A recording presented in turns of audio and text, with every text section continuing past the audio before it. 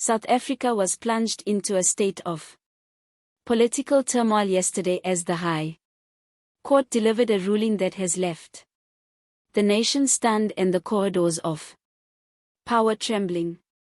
In a decision that many legal experts are calling historic and unprecedented, the court barred President Cyril Ramaphosa from entering or participating in parliament until further notice.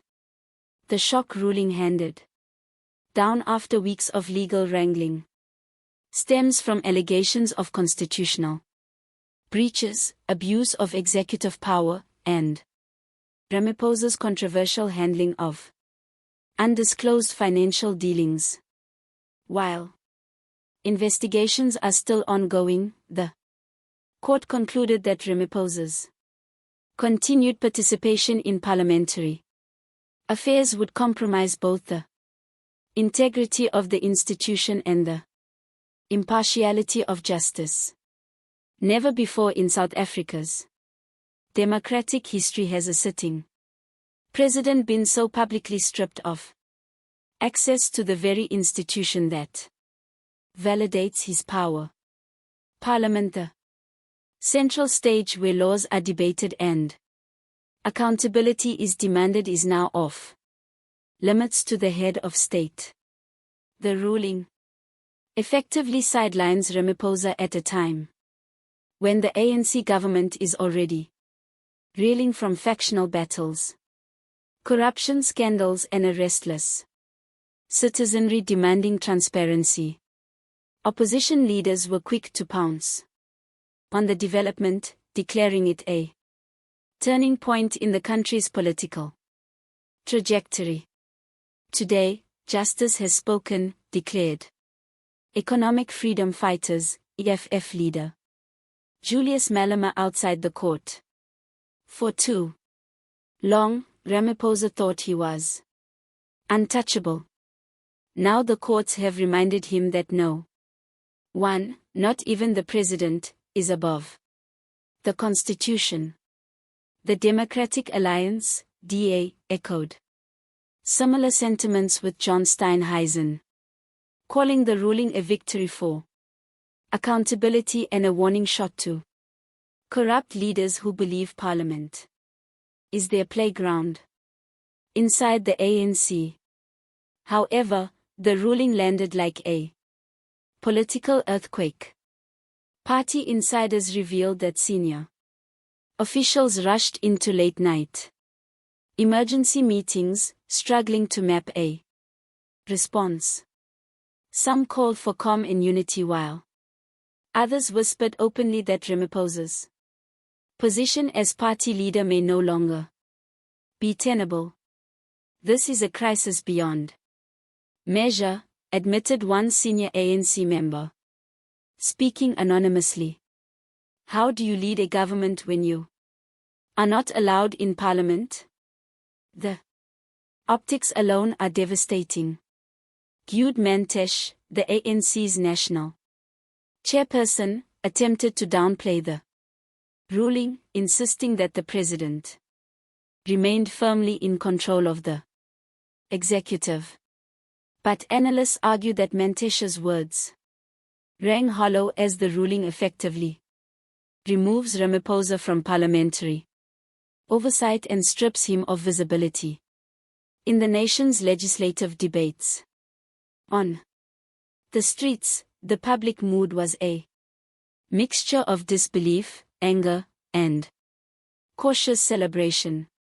In Johannesburg, some citizens gathered outside the Constitutional Hill precinct, chanting slogans demanding Ramaphosa's immediate resignation. Others expressed concern that the ruling might destabilize the country further. I don't trust any of them or opposition, said Tendi McOna, a 34-year-old teacher. But if the courts say Ramaphosa must step aside, then he must. Enough is enough. Meanwhile, in Pretoria, ANC supporters staged counter-protests, insisting the judiciary was being used as a weapon in Political battles. This is not justice. This is sabotage, shouted one protester, carrying a placard that read, "Hands off our president." Social media erupted within minutes of the judgment. Hashtags like #Ramaphosa and #constitutional crisis trended on Twitter, with South Africans fiercely debating whether the move signaled the dawn of accountability or the start of political chaos. Ramaphosa's legal team swiftly announced that they would file an urgent appeal, branding the ruling legally unsound and politically motivated. But even as they prepared their challenge, whispers of impeachment began echoing through the halls of Parliament.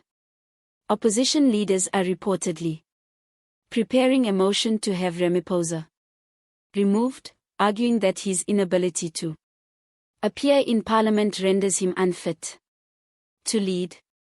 Analysts warn that such a motion, though unprecedented, could gain traction if enough ANC MPs break ranks under growing pressure. Ramaphosa has been dealt a serious political wound, noted Professor Sifim Dembu, a political scientist at Wits University. Even if the appeal succeeds, the damage to his authority is permanent.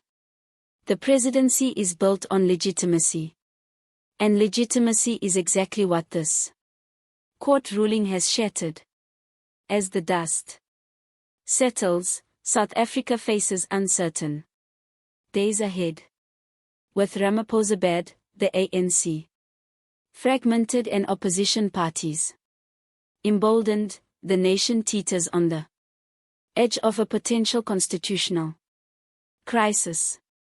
The absence of a clear precedent leaves legal experts divided on what comes next. For many South Africans, the central question is no longer about the legality of the judgment, but about the future of leadership in a country that has long been haunted by corruption, scandal, and factionalism. Is this the beginning of the end for Cyril Ramaphosa's presidency? Or will he fight back and reassert his power against a judiciary emboldened to act as the ultimate check on executive authority?